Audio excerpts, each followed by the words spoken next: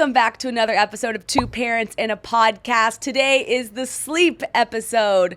We have Rachael Shepard-Ohta. Did I nail it? Good job, you nailed it. Okay, I didn't know if it was Ohta or Ohta. Ohta. She's a certified pediatric sleep consultant who specializes in getting better sleep without sleep training. Correct. A moment for that. Thank you. This is probably our top 3 most requested episode. Yeah, that all makes about sense. sleep. Mm-hmm.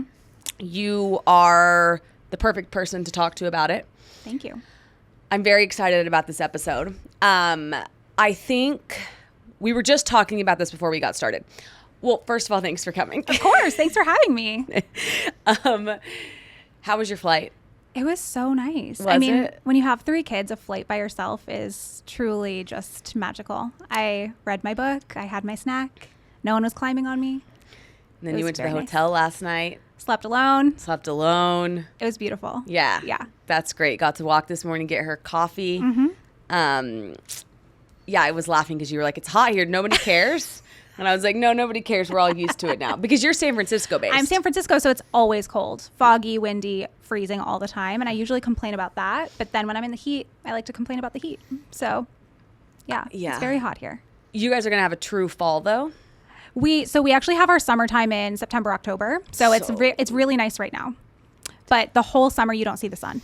Harrison wants me to stop talking to you about the weather. Sorry. Okay, well, I'll talk to her about sleep. I would love to talk about sleep. Okay, here's what I want to say, though. I think sleep is confusing. Yes, it is. You're writing a book on how America does sleep different than all other cultures. Mm-hmm. There's that Bringing Up Bebe book. Yeah. Which a lot of people read when they are pregnant. I bought the book and tried to read it, and it turns out I'm just not a good candidate for reading books when I'm pregnant. Got it. I love reading memoirs, but like parenting books weren't for me. I need to maybe do podcasts or something. Right.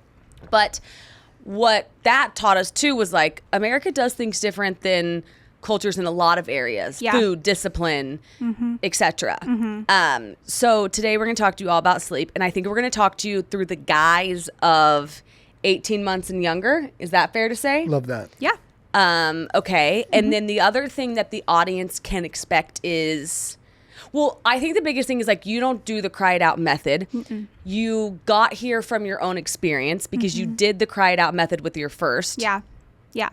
So I became a mom almost 8 years ago, and we were talking before we started recording, there wasn't this landscape of social media parenting experts like there are now. So you really didn't have a million different approaches, a million different opinions on what you should do for feeding, for sleep, for education, all of that stuff. So my pediatrician and a couple of the moms in my mom group were sleep training, or my pediatrician told me I should sleep train because my 2-month-old was still waking up at night, which now I know is super normal and common. And so I did like a Ferber style class, and it really was just horribly traumatizing for all of us, my husband and I, and obviously our baby. He really didn't take to it. And so then we kind of just abandoned it, and he started sleeping through the night on his own when he was like 1 year old, and we didn't have to do anything different. Just one night he started sleeping.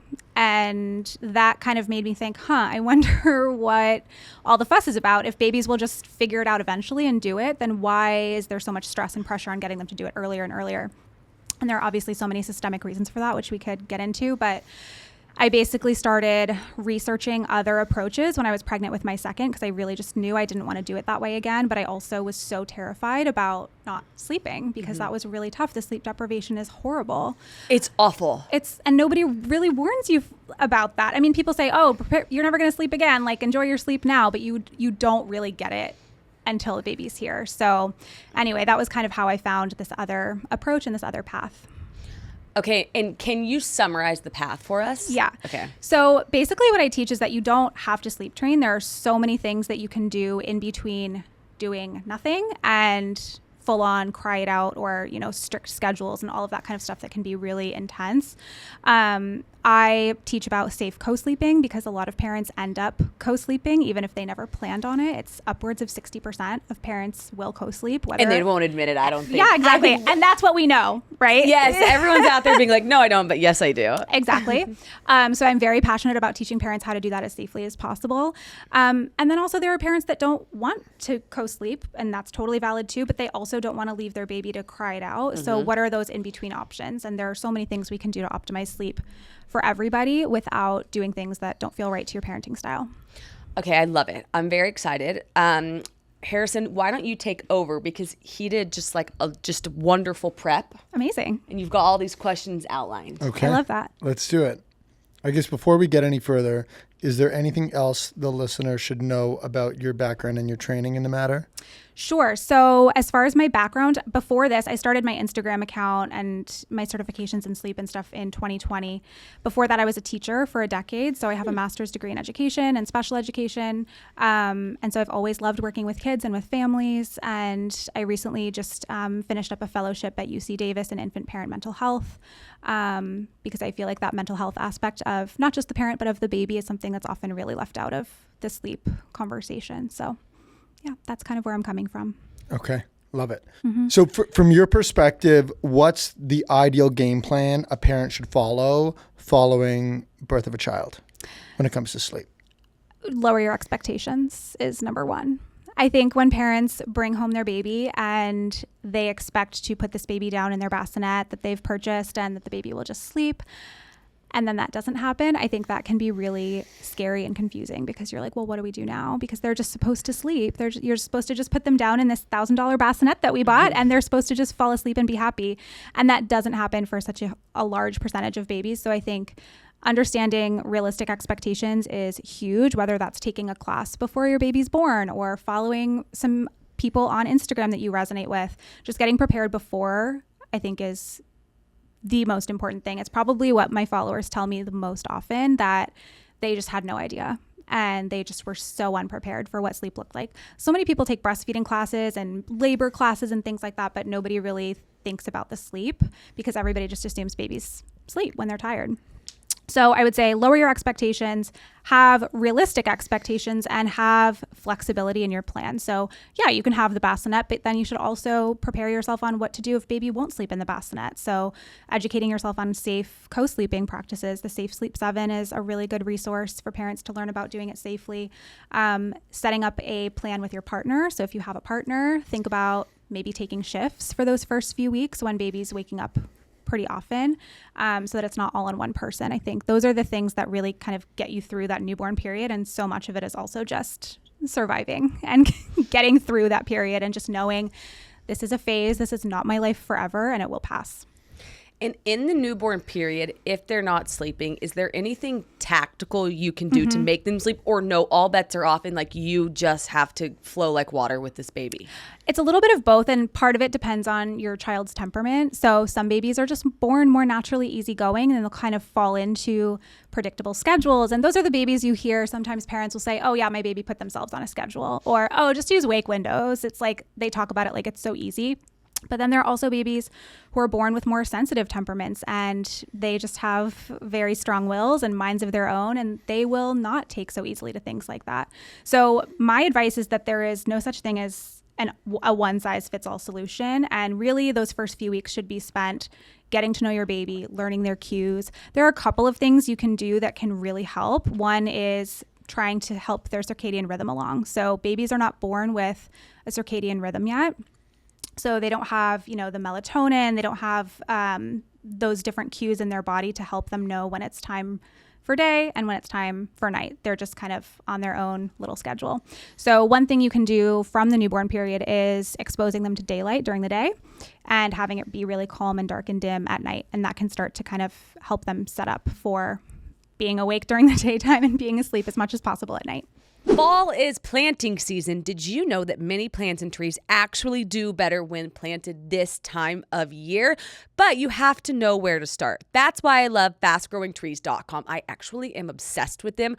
We just got our 2 trees in the mail. We did indoor trees because I wanted to add some oxygen to the house. They arrived to your doorstep. It's almost too good to be true. You don't have to go out. You don't have to go to the nurseries. You just pick your trees online and they arrive to your house. Doesn't matter if you live in the sunny south or if the air is getting chilly where you are.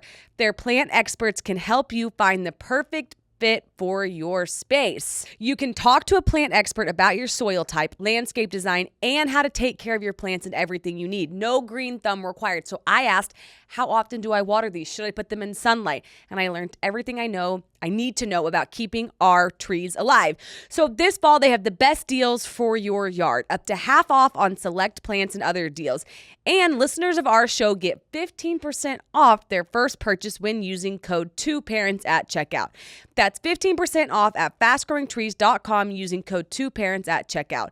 Now's the perfect time to plant. Use 2parents to save today. Offers valid for a limited time. Terms and conditions may apply. Check out the link below or in the show notes and support the show. So in those early stages, we used the snoo. Mm-hmm. It was phenomenal for us. For us. Yeah. For us. Some people's kids don't like the We have snoo. a Yeah, very we good bought friend. one. We bought one The for my snoo's not second, and working it for was. them. We used it as like a fancy bassinet. We didn't turn it on. We didn't strap her in. She hated it. So Yeah. That's right. understanding that first period is very much out of your control, and at what point can a parent expect for their child to get in a routine? Mm-hmm. And what should they be doing around that to optimize best sleep practices for their baby? Yeah. Well, like I said, every baby's different. So some babies come out and they're just really naturally attuned to schedules and timings. Other babies are not for a while, but generally speaking, after the newborn period, so after maybe the first 12 weeks, that's when we can expect a more predictable pattern for most, not all, but for most, because again, that's when that circadian rhythm starts to kind of come into play. So they might be on, more of a predictable nap schedule. At that time, you might be able to reliably know what time they want to be put down for bed, things like that. So usually around the 3-4 month mark. And so I think that's what we saw from our end was, the first 12 weeks. There was a lot of, I think, waking up probably every 3 hours. Yeah. And then at 3 months, that's when we started to see her sleep through the night. But we went through like ups and downs. Right now we're back on the period of sleeping through the night. Yeah. As you said, it feels like, most of the time when parents get to that 3 months, a lot of them auto default to sleep training and cry it out. Why do you think that isn't the ideal method to follow? And what do you think parents should be doing to put their kid in the best position to get sleep quality? Yeah. To get quality sleep? Yeah. I mean, I could talk about this forever, so just cut me off if I go too long. I think the first thing to think about when you hit that 3-4 month mark is, why do you want to sleep train? And for parents in the US, again, this is a very much North American US perspective. Other parts of the world don't do this. But I think one really big reason we do it here is because that's when most people are returning to work. So most people are returning to work around 3-4 months. So sleep training marketing is geared toward that period of time. It's also when you have the 4-month sleep regression, which is where babies start waking up more frequently. They're harder to put down, and they might not be napping in the same way. So things like that. So it's kind of like this perfect storm. You've got a baby who's now more wakeful and fussier and harder, and you have to go back to work. So it's this real perfect storm of desperation. And so that's the point in which parents are really seeking solutions and answers. And so that's where the sleep training marketing comes in. That's why you see so many of those courses that are geared towards the 4-month mark. When really, if you look at the sleep training research, there's no research to say that it's safe or effective under 6 months.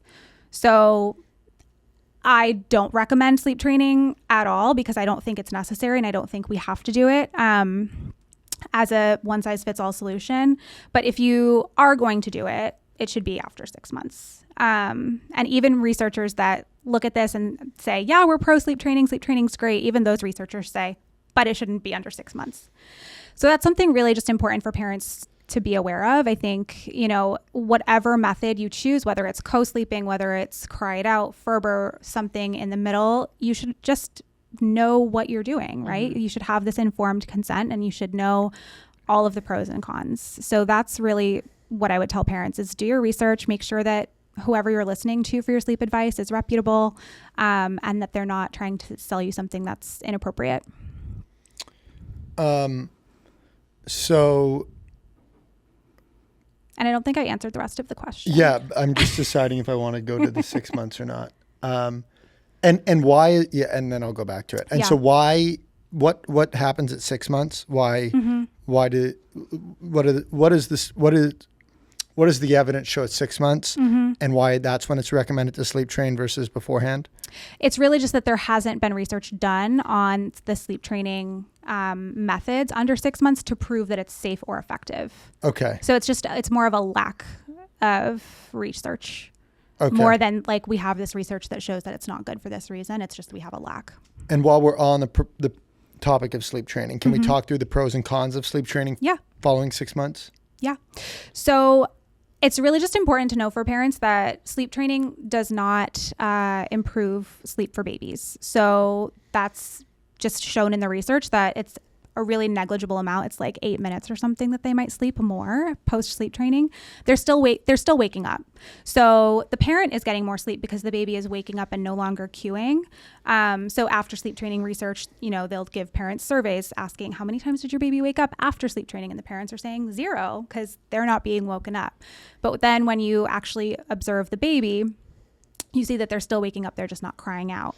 So for parents that are really, really struggling and really not coping well, and they don't have access to support, they don't have access to things like therapy, they don't have other ways to cope with the sleep deprivation, that's just one thing to consider, is that they might get more sleep post-sleep training. But for the baby themselves, they're not really getting the benefits that sleep trainers will have you believe they're getting.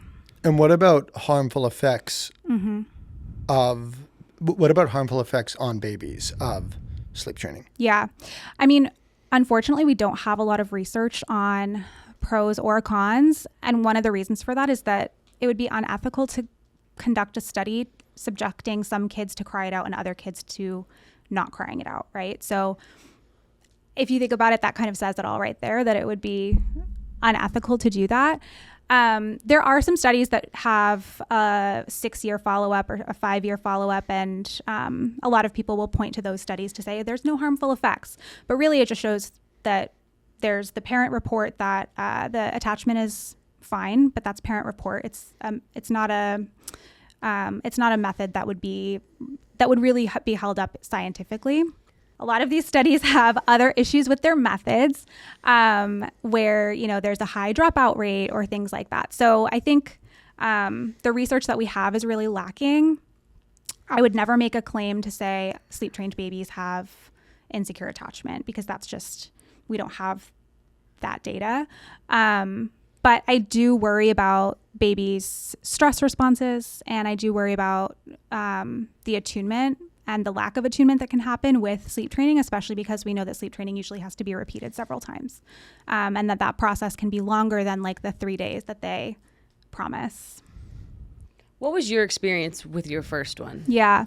So like I said, this was 8 years ago. I didn't have all these resources on Instagram to kind of figure out what path I wanted to follow. It was just, this is what my pediatrician told me to do. This is what a couple of the other moms that I'm friendly with are doing.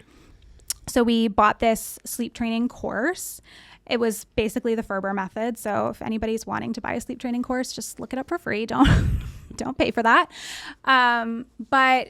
So it was basically like the method where you put them down, drowsy but awake. You leave. If they cry, you wait 5 minutes, then the 10 minutes, then the 15 minutes, that kind of thing. We call this the 5, 10, 15. Yes. On here. Ferber method, basically. Exactly. Yeah. They're the exact same thing. I just think we did a different name. Yep. So exactly the same. And you were supposed to give it like 2 weeks or something. And my son, now that I know him, it was never going to work. Like, he is just so sensitive. He's so strong-willed. It was just not going to happen. He would go hours, and it just did not work.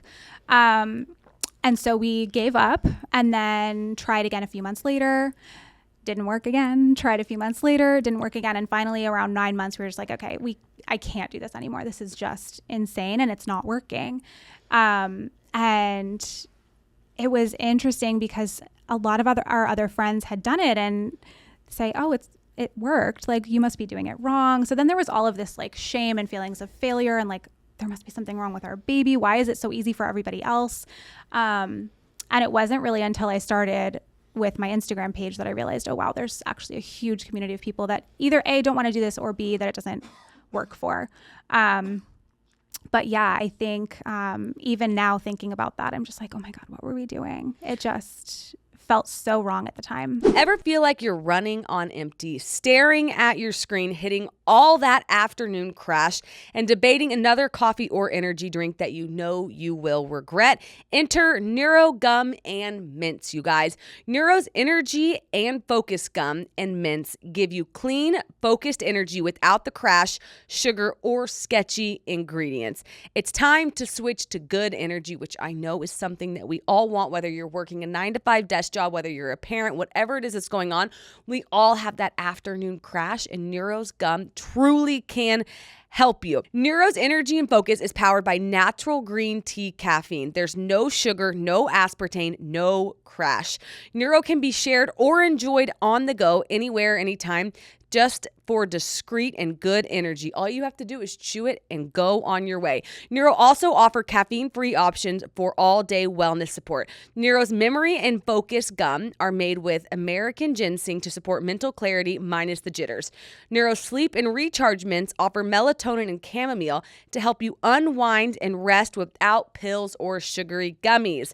For a limited time, you can get 20% off your first order at neurogum.com by using code 2parents. That's neurogum.com and use code 2parents for 20% off your first order. You can also find Neuro at CVS and Amazon.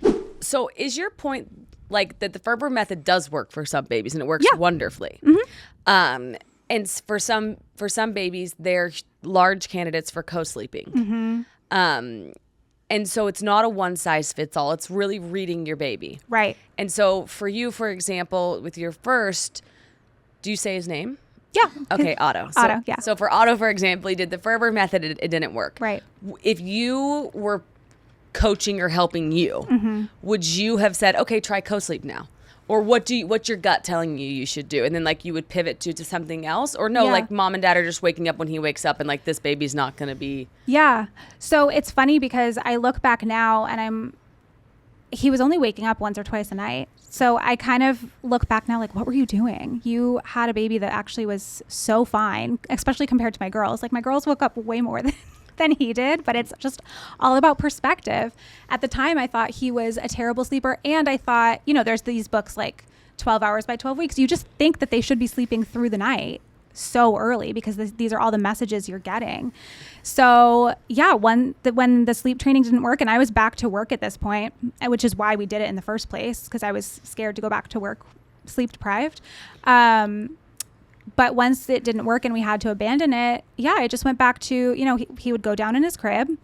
He'd wake up maybe once around midnight, maybe once around 3 or 4. I would go in, feed him back to sleep and put him back in the crib. And it was pretty simple. And I was actually fine with that. So if I could go back and coach myself in the midst of the sleep training where I was just like crying myself, curled up in the fetal position, listening to my husband go do the check-ins, just everything in me screaming, this feels horrible. I would just tell myself to stop. Like, you don't have to finish this program. Like, nobody knows your baby the way you do. This random lady that you bought this course for doesn't know your baby. She's not going to come lock you up for not following the plan. Like, you can just stop and you can just go back to what was working because you were actually fine and it's not going to be forever. So if a baby's waking up 1 to 2 times at 9 months, like we're calling that a win. That's normal. Okay. Yeah, that's normal. And I feel like that to me is probably, if you were to ask like most of our parent friends what their expectation would be on when their kids start sleeping through the night, I think that most would say 3 months. And I think, including us, Yeah. That was definitely our I think that was definitely our expectation. And then if that wasn't happening 9 months in, that like there'd need to be like we'd be trying a whole bunch of different things as to how to actually, have them get there.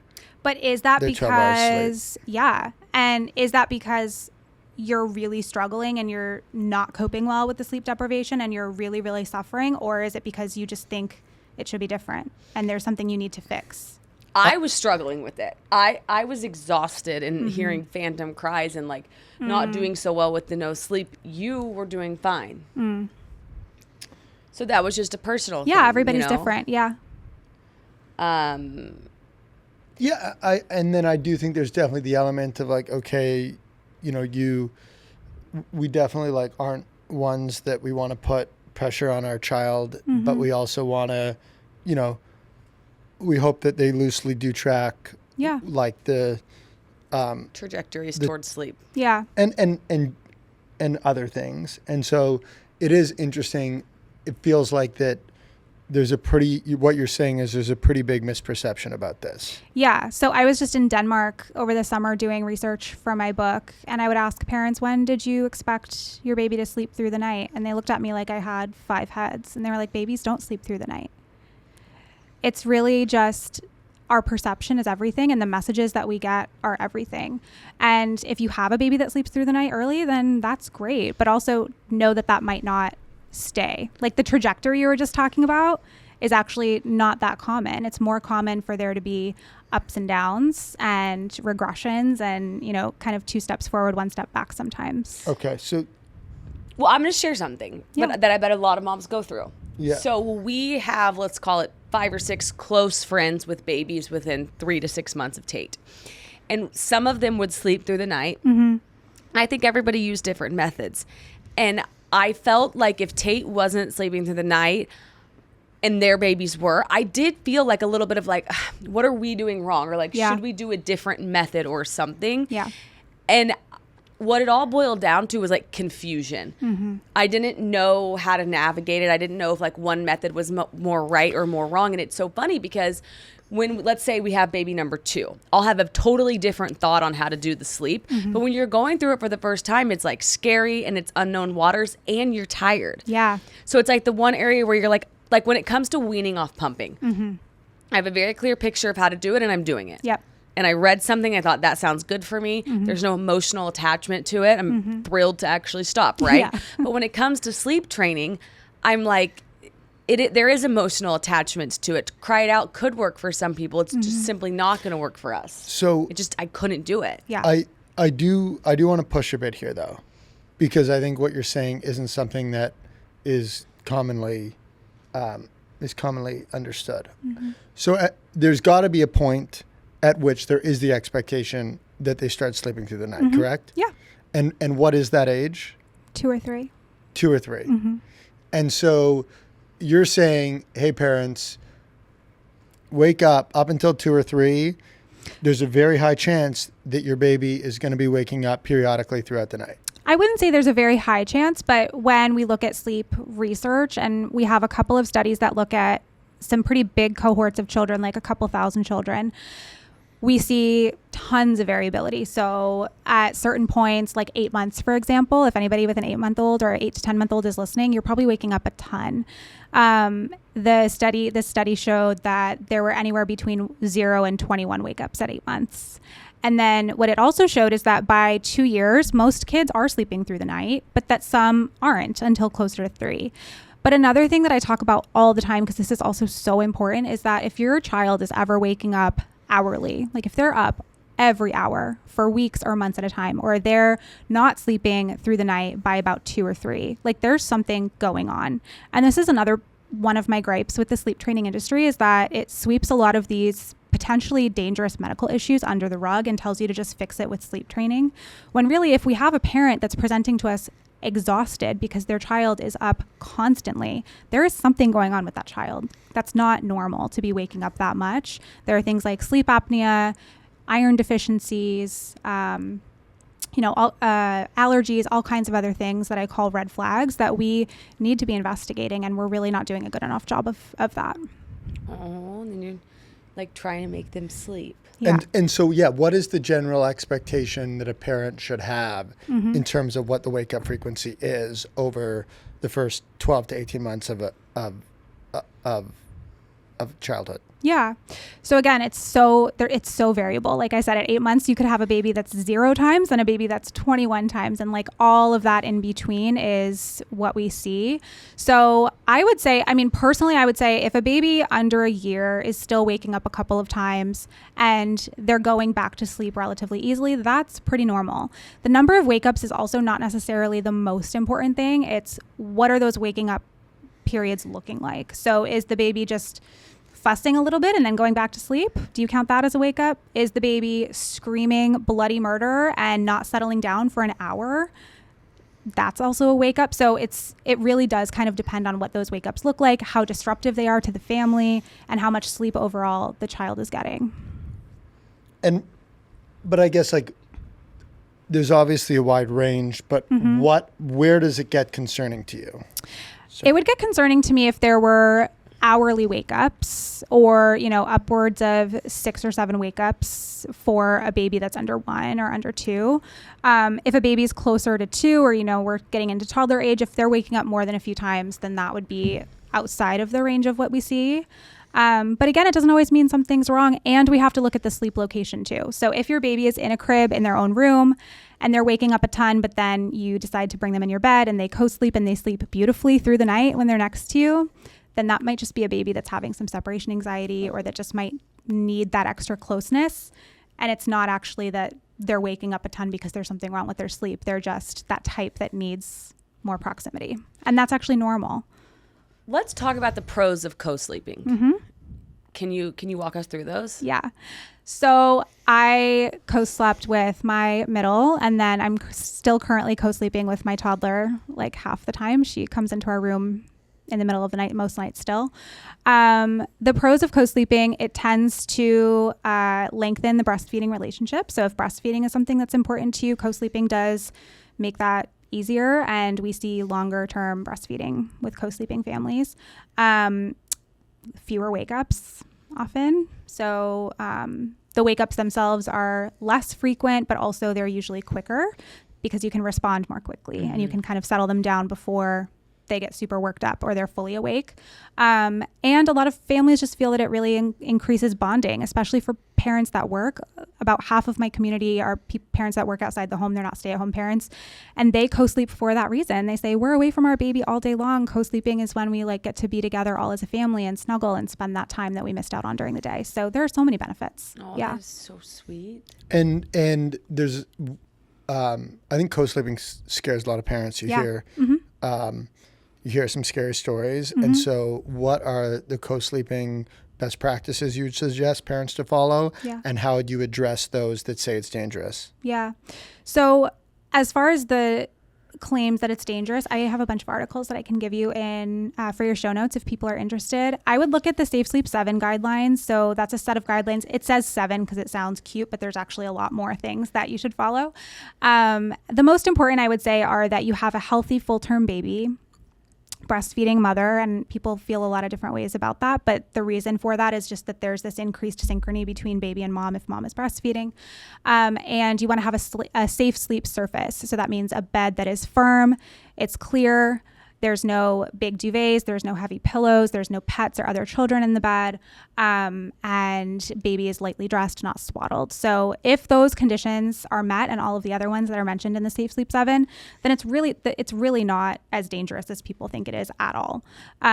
Most of the world still co-sleeps. It's very common pretty much everywhere else. And I think there are a lot of reasons why it's so demonized in the US, but taking an abstinence-only approach doesn't work. So when we have, our healthcare providers telling us don't do it under any circumstances, that's just not realistic. And abstinence-only education doesn't work for sex education. It doesn't work for drug prevention. Like, we need to give people options to mitigate the risk because we know that most parents will end up co-sleeping, even if it's just once. We want to make sure that they're doing it safely. Totally agree with that. Guys, let's talk about Hungry Root, because shopping and planning for groceries really can be simple and stress-free, which I know is something we all want. We want to prioritize our meals, but we don't necessarily have the time to do it. So imagine having your weekly cart filled for you with personalized picks that ship right to your door, taking all the work off your plate, and that is why we love Hungry Root. Hungry Root personalizes your meals for you, whether you're gluten-free, dairy-free, high protein, focused on gut health, or whatever else. Hungry Root helps you eat well because you take a quiz and then they personalize your options for you.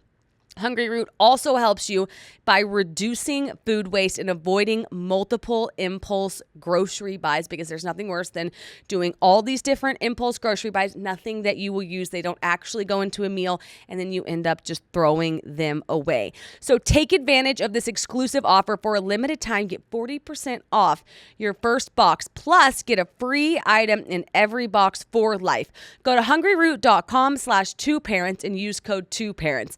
That's hungryroot.com/2parents, code 2parents, and get 40% off your first box and a free item of your choice for life. hungryroot.com/2parents, code 2parents. So yeah, my issues with crying it out and sleep training were, it started out as like a gut feeling. I would hear her crying and I would know like, okay, we're going to leave her in there. And then it took me like 5 minutes the first time, and I just looked at Harrison and I was like, I cannot do this. We have just a wall between us. Like our rooms are right beside each other. So we hear her. And then I started looking up like, okay, I saw one comment and it said, it's not that they get tired and go to bed, it's that they give up. And I know a lot of people don't buy into that. And that's fine, because I don't think we know. Right. But for me, I was like, that's how I feel. And so that comment very much so like reflected my brain. And I was like, for me, I can't do the cry it out anymore. Yeah. And I just wanted her to know, like, she was probably scared. Maybe she was, I don't think she was hungry, but I think she was scared. And I think she just had some separation anxiety and like wanted her mom and dad. Yeah. And I didn't like the idea of letting her cry through that. And I thought I would be fine with it. Yeah. I thought I'd be like, I can do this. Oh, I know. We all think that before we have to do it. Like, I think so many parents go into parenthood, even pregnant, people will come to me and say, I really thought I would sleep train before I had my baby. And then they got here and I was like, I can't leave. Like, it feels wrong, because it is like we're supposed to be responding to their cries. We're primed for that. Anybody who's ever had a baby knows if you hear a baby cry, I mean, it's the most stressful feeling in the world, and that's for a reason. We're supposed to be moved to go to them. And that's just our biology. We can't fight against that. And so, sorry. Well, then she hit the Eeyore phase, which is where she would sit up and start to slump over. And when we saw that, I was like, it's over. Like, she is so sad. Like this, she can't even get her own bottle. Like, she was just at the age where she could start to kind of hold it. Yeah. And it's like, that little girl, like, she needs us. And we were so tired, but. It's so brutal. The other thing I'll mention is that it makes sense that you're exhausted. It makes sense that you are not coping well. And this goes back to kind of just like my overarching thesis for everything I talk about, which is that we're not supposed to be doing this alone. It's actually a very, very uniquely American thing to be raising a baby in a nuclear household without help. So when we look to other cultures, when we look to like hunter-gatherer societies and the way that we were evolved to care for children, it was never just the mom getting up with the baby or just the mom and dad getting up with the baby. We're supposed to have this village of help so that we're not so exhausted, and we're not supposed to go back to work at 8 weeks, and we're not supposed to have all of these other pressures, right? So just remembering that it's so hard because it's not supposed to be something we do by ourselves. Totally makes sense. I think that's kind of a great segue to build off of. By kind of summarizing, I think, everything we've learned to this point, and then keeping the train moving forward. And so what I'm gathering is that your advice is, hey, parents, wake up and over the first 12 to 18 months of childhood, completely readjust your expectations. And is not going to be a one size fits all rule that you should put the pressure on yourself to follow. And it's very likely going to look different. And so try a variety of methods. And for if you are blessed and you have a kid that starts sleeping through the night 3 months in, great. But if not, then try a variety of methods, because what works for baby one may not work for your second baby. And that could be sleep training following 6 months. It could be co-sleeping. What other method? One is that like an accurate summation of your recommendation? Yeah. And then two, what are other what are other evidence-based methods for helping a baby sleep or get the highest quality sleep possible? Yeah. So this is what I love talking about, because again, not every parent wants to sleep train, not every parent wants to co-sleep, and those things might not work even if you want them to work. So what do we do in the meantime? Like, what are the things we can do to get the best sleep possible with the understanding that like this is a other human, we can't control them, right? So one thing that I love talking about is sensory input. So sensory is so important. Giving your baby time outside, giving them time on the floor, giving them time out of containers. They need to explore their world. They need to use their body. They need to be exposed to things outside of your home. And that can be one thing that is really, really beneficial, especially once they're mobile. Once they can crawl, once they can walk, we really want to let them use their body as much as possible. That sensory input can be so calming to the nervous system. And even if you do it early in the day, like 15 minutes on the swing at noon can still help them sleep at night. So that is one thing that I recommend that can work for literally everyone, no matter what type of baby you have or what sleep method you want to use, is sensory. Another one is being really flexible about your sleep location. So some babies just will not do a crib. And I teach about floor beds or Montessori beds. Have you guys heard of these? Yes. So these can be magical. They can change things literally overnight. If you're having a baby that's waking up a lot and you don't want to co-sleep. So that's one kind of like in between option that a lot of parents use, that I've used myself with my 2 girls, and it's the best. Another one would be, another flexible option for sleep location would be co-sleeping but separate surfaces. So you could have your baby in your room but in their own space. So whether that's a crib, whether that's one of those like side bassinets that kind of attaches to your bed, so they're not really in your bed but they're right next to you and it's easy access. That's another kind of happy medium. And then another evidence-based strategy that I think most parents know is something they should do but not everybody does, is a bedtime routine. It's tons of research on bedtime routines improving sleep. It doesn't have to be anything super long or really involved, but it can just be bath, books, night song, and getting in bed. And that can really improve things too. And then just mentally brace that there's a real likelihood that your child will have 1 or 2 meaningful wake-ups throughout the night. Yeah, it's possible. And plan accordingly. But if those meaningful wake-ups are highly frequent and very long, that's when you would suggest people to look further into, is there a deeper issue going on? For sure, especially if there are other more physical symptoms. So things we see a lot with something like sleep apnea would be baby is gasping or choking in their sleep, or there's pauses in their breathing. If they have an open mouth, or if they're really arched back when they sleep, if they have things like rashes, or if they're, sorry to get graphic, but if their poop is like bloody or has mucus or foam in it, like those could be signs of allergies. So just always thinking about, okay, are there other symptoms that are presenting in my child and their sleep sucks? Like I need to get this figured out. Makes sense. You spoke to the, historically, the amount of community help towards raising a child. I think in theory, it would be great if we could replicate that. But I think the reality of our home and most of our listeners' homes is it is just the you. mom and the dad. Yep. And so if you do have a or kid, just mom, or just mom, dad. or just dad, thank you. If you do have a baby that is waking, is not sleeping through the night, what do you see couples do effectively so that way they're in the best mental space to deal with that. Yeah. Well, one is being open to co-sleeping, because it does actually really improve everybody's sleep often.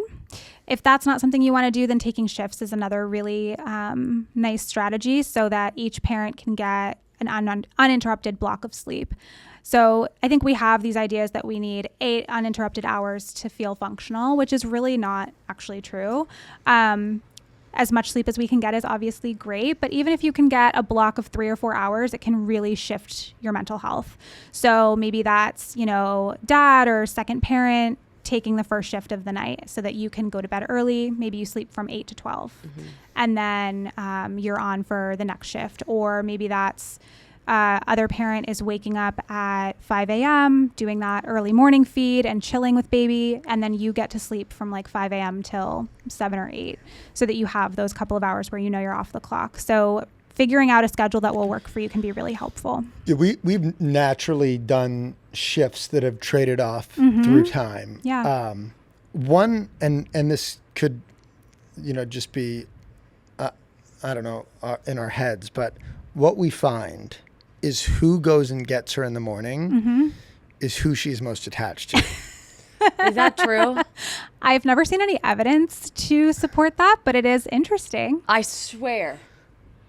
So you go through a period of time where one person is getting her in the morning, and during that period of time, she's more attached to that person? Yeah, we'll go through like 3 weeks of one person's getting her. So for the last 2 weeks, Harrison's gotten her every day.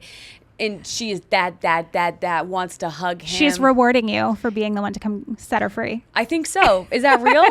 I don't think so. I've never seen any research done on this. But the 3 weeks prior, when she was doing it, I definitely saw like the preference towards her. That is very cute. So the key but to not our a real daughter's thing. heart. Not really a real thing. I mean, parent preference is a real thing. And there is like this hierarchy of attachments that children can form, but it's usually not changing every 3 weeks. And why is there a parent preference? Because they can really only hold one primary attachment at a time when they're this little. So lots of times, also, to be frank, a lot of times the mom is the food source, and so that's who they're preferring. Or it's just the one that is spending the most time with them or has the most attunement to them. But it's different for everybody. But there's like a close second. Oh, yeah, for sure. Yeah, kids can form multiple attachments. I'm actually reading this book right now that's talking about all of this and how, like, in hunter-gatherer societies and in our evolution and with apes and stuff like that, there's multiple attachments that children can form that can be quite strong, which is really interesting. So yeah, things like daycare, having a nanny, things like that, like they can form attachments with those people too. Okay. Yeah. Like she definitely knows Maria and gets excited about her. Of course. So naps. That's where I was going to go. I knew it. Did you see my notes? No, I can't see them. So right now, both Winnie and Tate are 11 and some change months old. They're on 2 naps. They're on the morning nap and the nighttime nap, but they've started sort of protesting the morning nap. Yeah. So do you think it's a good idea to still put them in their crib, even if they just kind of roll around and play, or just to start one nap? Yeah, so this is classic 11 and 12-month-old. There's almost always this kind of like nap refusal that happens, and parents can get really confused about it because they think, oh, shit, they should just be on one nap now, but they can't make it to the one nap, and it can be really confusing. So most babies are not ready for just one nap at 12 months. Some definitely are. Some even before that drop to one nap. Typically, though, it's more like 13 to 15 months where they'll drop down to the one nap more consistently. I mean, as far as putting them in the crib, if they're happy, you can. I prefer to have the crib just be for sleep, and have them have a little bit more sleep pressure when they go in there so that they'll just fall asleep. So I would probably just push the morning nap a little bit later and then shorten the second nap. Okay. Yeah. That makes a lot of sense, actually. Because that way you can keep bedtime the same. And so it based off that answer, it sounds like your advice to parents over nighttime sleeping is very much feel it out based off the child. But when it comes to napping, it sounds like you suggest people be a little more structured. Not necessarily. It's more just what we see. I mean, again, everybody's different. Some babies drop to their one nap really early. My son was napping twice a day till he was like 18 months old. So Sleep needs are another thing that are super individualized. 2 kids could have a difference of like 6 hours in what they require for sleep over a 24-hour period. So it's hard to nail down schedules. And so, but is there like a general framework that you think children should be following around napping in the first 12 months? Not really. Because again, But 2. Well, not really, because there's sleep needs that are over 24 hours. So I think of sleep as like a bucket that you're kind of dipping into every time you nap or every time you fall asleep at night. The difference in 2 newborns, for example, for how much sleep they need, one might need 12 hours or 13 hours over the course of 24, and another might need 17. And both of them are sleeping normally and both of them are healthy. So we can't put both of those babies on the same schedule if they have needs that are different by 6 or 7 hours. So how do you test it? Do you say, all right, we're going to try pushing the nap back and shortening the second nap for a week? Yeah. So whenever you're making a change, exactly, I would say give it at least a week before you say, okay, this feels like it's working or it feels like it's not. Because think about like jet lag, right? So whenever we're messing with our body's internal circadian rhythm and sleep patterns and stuff, it can take up to a week for us to feel normal again. So I would definitely give it at least a week to see if it's working or not. Okay, and then you adjust from there. Yeah. You say, we tried that. I'm not sure that's working. I think they are a 1 napper. Yeah. So we're going to try that. Yep. Okay. And then try that for a week and see if that feels better. And so things that you'd look for to see if it's not working would be they're taking a really long time to fall asleep, or they're waking up super cranky, or they're not going down for bed no matter what time you try, or they're waking up a lot more overnight, waking up super early in the morning. Any of those like really big new patterns would say, okay, maybe this is not going so well. This show is brought to you by BetterHelp. And you guys, October 10th is World Mental Health Day. And this year we're saying thank you to the therapist. BetterHelp therapists have helped over 5 million people worldwide on their mental health journey.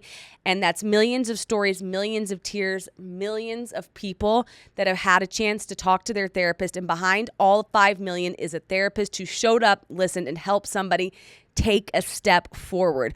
Moments in therapy, like asking the right question or having a safe space to cry or celebrating a small win, they are so important. And you guys know I've always been a huge proponent of therapy. So October 10th, World Mental Health Day.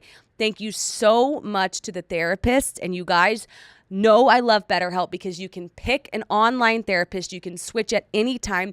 It's online, it's convenient, and it is so affordable. And I think that therapy is the number one place that you can play offense on life and not defense. And they have over 30,000 therapists. They are the largest online therapy platform, and they have helped serve over 5 million people globally, and it really works. That's why they have an average rating of 4.9 out of 5 for a live session based on over 1.7 million client reviews. That is so impressive. So this World Mental Health Day, we're celebrating the therapists who have helped millions of people take a step forward. If you're ready to find the right therapist for you, BetterHelp can help you start your journey. Our listeners get 10% off their first month at betterhelp.com/2parents. That's BetterHelp, HELP.com/2parents. So you're saying that we look at it like a 24-hour wheel, and some babies need 17 hours of sleep during that 24-hour wheel, but some babies need 11 hours of sleep. Right. How do you know if you have a 17 or an 11-hour sleeper? Unfortunately, it's really trial and error. So what a lot of parents really like are wake windows, which are not super evidence-based, but I also don't think that they're harmful to try. They're a lot of parents, when they're new parents, really love them because they feel like it gives them this kind of roadmap or this thing to go by. And for a lot of us recovering type A control freak types, it can feel like, okay, now I know this is when they should be sleeping. This is when they should be awake. A lot of parents really love tracking apps and things like that. I don't love those. But again, I do think it's a good starting point to just say, okay, yeah, they actually are falling into these wake windows pretty well. So let's just keep going with this. Or, oh no, this chart is saying they should be going to bed now, but they are wide awake. Like, let's stretch it a little bit. And just that trial and error over a couple of weeks.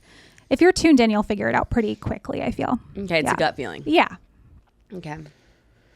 Yeah, I feel like a lot of this feels like new information to Alex and I. It definitely feels like, our expectation, pre our daughter being born and through the first 11 months has very much been like we hear a lot about like firm structures or rules that parents should be following around sleep. So I think it's just really interesting to hear your take on take a step back, feel it out, and really don't put too much pressure on yourself or your child to follow a specific method. It feels like permission. It feels like permission to give yourself, one, follow your gut, but two, lower your expectations. Like if your baby isn't sleeping through the night at 9 months old, you don't have a problem. You don't have to go and do something. Yeah. You say, that's normal, actually. Yeah. And number two, what do I want to do about it? Well, now I get to pick because I'm not putting pressure on myself. Right. Or do I want to do anything about it? Or am I actually fine? Yeah. Totally. And am I just thinking it's a problem because my friend's baby is sleeping? The comparison. I feel like this could be a good transition into what's the most effective thing you see done in other countries around sleep that you think parents should be doing in the U.S.? Well, this is a very unpopular answer because here in the US, we like hacks and we like immediate gratification and we like everything to be very efficient. But the biggest difference is that they don't put so much pressure on sleep. They co-sleep and they expect babies to sleep through the night when they're ready. And it's not an industry in other places, right? So there's not these gadgets and products and sleep training books and manuals and classes and all of that stuff because people just expect it to unfold the way it always has. And I know when you initially, earlier in the interview, alluded to the sleep training industry, all of our ears perked up because we talk a lot of around the thematics of different industries and the way that their marketing campaigns have influenced. Let's give her one as an example. Like breakfast is the most important meal of a day. Like a doctor didn't say that. Right. The guy that founded Kellogg did. And he just started a marketing campaign saying, don't skip breakfast. It's the most important meal of the day. And we're all like, don't skip breakfast. So can we hear... But it wasn't a thing. And so the sleep training industry is sort of... Would love to hear right. about the sleep training industry. How much time you guys have? Because this is my Roman Empire. Because I was a victim of it as well. So I fell victim to it when I was a new mom. And now, of course, that I'm in this world, I see it everywhere all the time. So I think one thing that's really important for parents to just be aware of is that sleep consulting is a non-regulated industry. So unlike a therapist or a doctor or a lactation consultant who need a governing body to say, yes, this person is reputable and they've been trained and they are qualified to give you advice, you could just wake up and call yourself a sleep consultant and start giving people advice on the internet. And a lot of people do that. So that's one thing to just be super aware of, is that you have to be so careful with who you get your advice from. And you have to look up what their credentials are. Another thing is that the marketing is insane. So it's, if your baby's not sleeping through the night, it's going to ruin your marriage. If your baby's not waking up, or if your baby's not sleeping through the night, there's something wrong. You have to give them the gift of sleep. There's all of these very highly charged emotive phrases and words that they use. And a lot of it is fear-based marketing. So it's, you'll never sleep again unless you sleep train, or your husband will, never get over it, or your older kids aren't going to get enough time from you or attention. There's all of these like fear, if you don't do this, then this is going to happen. And I just think that's really gross. But where I'll not stand up for it, but where I understand it is it's all we know sometimes. So it's all you see. And then you listen to this and you hear, okay, other countries don't even have a sleep training industry. They don't even have the word sleep training. No. But you just assume everybody does. Yeah. And you don't know that until somebody tells you. I know. And that was what was so mind-blowing to me when I started my account, because I started to get this global audience and they started to ask, what is sleep training? Or why do you feel the need to sleep train? Like and I started to understand, wow, so this is not, I don't know why I had never thought about it before, but it just kind of broke my brain. Like, we don't actually have to be doing this. There are people that are very happy and living in, countries that are in a lot of ways happier and more well off than ours, and they're not doing this. So, and there are obviously a lot of reasons for that too. And what's an example of a country that's doing this right and the benefits that they're seeing? Oh, gosh. Well, I'm writing a whole book on this right now. So it's hard to like condense. But for example, I was just in Denmark, and they, you've probably seen viral videos of, you know, their babies sleeping outside in strollers and stuff like that. They just have like a very lax point of view about sleep.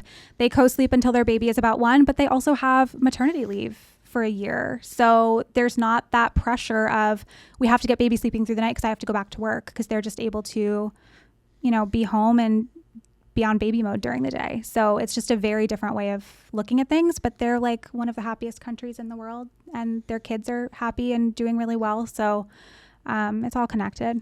And it's funny because we had, I don't know if funny is the right word, but scary, but one of tying it to mat leave, I believe it was Nestle. Yeah, well, formula companies in general will lobby for shorter maternity leave, so moms can't breastfeed and have to start doing formula. Yep. And then you did tie into, and I know we kind of spoke about this at the beginning, but I really want to nail it. But you talked into, you know, people need to be careful about who they get their advice from on the internet. And so why should people take advice from you? Well, they don't have to, but. But.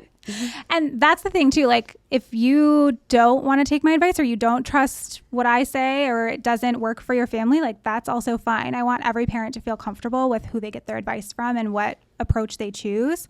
I've done multiple certifications in infant sleep biology. I have an infant parent mental health degree from UC Davis, and I'm a former educator. I have a master's in education, so I've taken tons of like child development and psychology classes. And I have 3 kids, and I've worked with hundreds of other families. So, but you're a certified pediatric sleep consultant. Yeah, but that doesn't mean anything. Oh.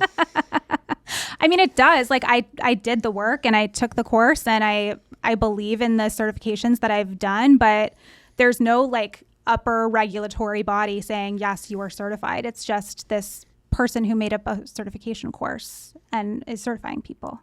So it's very different from like the lactation industry, where it's very tightly regulated by medical bodies, and you have to take these really intense tests and you have to keep up with it. It's very different. So yeah, like, I'm a sleep consultant because I consult with families on sleep, and I have the education to back that up, and I believe in my training, but it's a little bit not real also. Wow, that is so important to say. Yeah. Yeah. And a lot of people are just not honest about that. Yeah, I don't think people know that. I mean, I did not know that, and we were through the interview. Yeah. I was wondering why you weren't including that in your education. I thought, oh my gosh, okay, that's pick up the note. Wild. Yes. Yeah. Okay. Do you have any other questions? We've learned so much. Yes, one question I didn't get the chance to ask Sure. is, what is the most common mistake parents make in their first year around sleep? Trying to control it too much. And yeah, just trying to control it. I see so many parents who have their mental health just completely deteriorate because they're constantly trying this new method or that new method, or trying, you know, this product or that product. And it just is like, they could be so much better off if they were less stressed about it. What about this clip that I saw, which is parents matching their bedtime to their kids' bedtime? Yeah. So similarly to when we were talking about shifts, I think this is something that parents don't do nearly enough. My husband and I go to bed at like 9. And so this is something that we've learned just works for us because our kids do get up on the earlier side. And if you go to bed early instead of staying up and scrolling or working or all of those things that so many of us love to do, it can help you get such better sleep overall, because most of the time, for not everybody, but most babies are doing their longer stretch at the start of the night. So they go down for bed, maybe they sleep 3-4 hours, maybe a little more when they're a little bit older, or, you know, and so say they don't have their first wake up until like 11 or 12, but you've just fallen asleep because you're staying up till 10:30. Or 11. Yeah. So now you feel completely wrecked because you've missed out on this chunk of sleep that you could have had while they were sleeping. And now what happens is babies wake up more as the night goes on because they spend more time in lighter stages of sleep as early morning approaches, which means for a lot of babies, they'll do, you know, their long stretch at the beginning of the night. Then they're up maybe every hour, every 2 hours. So you wake up feeling like you got zero sleep. So going to bed early, aligning your body clock with your babies is huge. Even if you can only do it a few nights a week, it'll make a huge difference. It's so hard to do because when the baby goes down is like when I know Tate's going to go to sleep, we'll reserve so many things to do. Yes. We'll do it once she's down. We'll open those boxes when she's asleep. Yep. We're up till 10:30 or 11 sometimes. I know. And now she's sleeping through the night. But if she was waking up at midnight, we would be wrecked. Exactly. And so many parents do this. And another huge mistake I see parents making is that they save all of those things for when the baby's asleep. See if you can do things while the baby's awake. So, or split up. So what my husband and I do so that we can be totally done when the kids are down is we split our bedtime routine duties. So I am putting the kids to bed. I'm doing bath time, getting jammies on, reading the books, doing everything while he's cleaning up the kitchen, taking out the dog, resetting the house for the next day. So that way when they're down, everything's done and we can go to bed as early as we want. Divide and conquer. Yes. Yeah. That's similar, I would say, to what we do. But then, I mean, we got a list of things we do. You've got your shows. Oh, I know. yeah. I know. You've got a chat. I know. We found hostage. We're like, just one more episode. And I'm like, it sucks. This is gonna suck when she wakes up. I know. It's hard because it feels like when they go to bed, it's your only time as a couple, or it's your only time to get me time. And I totally get that. So just try it a couple times a week. No. It's really good advice. Like even twice a week, if we can just say, let's go to bed at 9:30. Yeah. Like we did it last night. We went to bed at 10. And so when she woke up this morning, it wasn't like, it was like, we have all slept 8 hours. That's wonderful. We're good. Yeah. Yeah. I was like, okay, it's 6, no problem. I think this was very helpful. A common theme I'll tell you through these interviews, and it's so funny, is it's fluid. Nobody can really sit here and say, do X, Y, Z, magic will happen. No, or this is the one right way. It's this way or the highway. It's very read your kid. And a big theme we also see is read yourself. Yes. As a parent. And so it's very refreshing. So thank you so much. Thank you for having me. Thank you for coming. Of course. You are wonderful. You are very well spoken. You are helpful. Thank you. So we appreciate that. I was really happy to be here. And I love that that's a theme that you guys have found, because I think one thing that our generation needs to give up on is that there's like one evidence-based right way to do things. I think you're right. Just follow your gut and follow your kid and you'll be fine. Kids are different. So there's no way parenting, making them sleep, having them eat is going to be the same. They're all different. Exactly. And if you guys ever have a second, you'll see that child will be different than Tate. And Pregnancies you'll have to do things are different. differently. Exactly. They say, right? Like, they are. So that's, everything is different. Yep. Okay. How can people find you? Plug yourself. Yes. So I'm at Hey Sleepy Baby on Instagram. Wait, that was too fast. I think At Hey Sleepy Baby on Instagram. My website is also just heysleepybaby.com. I have a podcast. I have 2 podcasts, actually. One is called No One Told Us, which is these type of interviews with experts, except I'm not the one talking. It's other experts. So that one's really fun. All different types of topics: feeding, parenting, toilet training, all that stuff. And then my other podcast is newer. It's called You're So Right. And it's just like girl chat with my friend Caitlin at Wilder Beginnings. Love it. Yeah. Absolutely love it. 2 pods. 2 pods. 2 pods, a website and Instagram. Yep. Okay. Pretty Hey much. Sleepy Baby. Yes. Thank you so much. Thank you. My pleasure. Thanks for listening to another episode of 2 Parents in a Podcast powered by Just Media House. If you enjoyed the show, don't forget to like, subscribe, comment, rate, and review. Stay connected on Instagram, TikTok, YouTube, and Facebook at 2 Parents in a Pod. Welcome to our home. Sorry it's so messy. New episodes Mondays and Thursdays.